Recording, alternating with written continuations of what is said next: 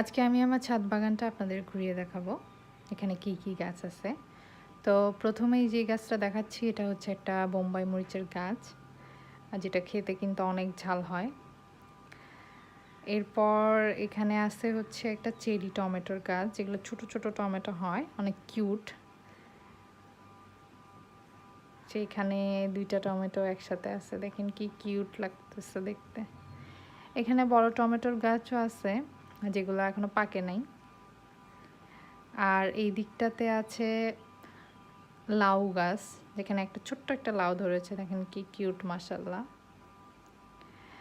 এই পাকা টমেটোগুলো আমি নিয়ে নিচ্ছিলাম, আর বাকি টমেটোগুলো পাকা পর্যন্ত ওয়েট করব।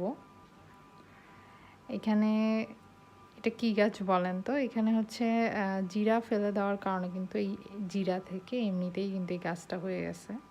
এটা কিন্তু এমনিতেই হয়। এইটা কি গাছ এটা আমাকে কমেন্ট করে আপনারা জানাবেন, এটা কে কে চিনেন আমাকে এটা কমেন্ট করে অবশ্যই জানাবেন।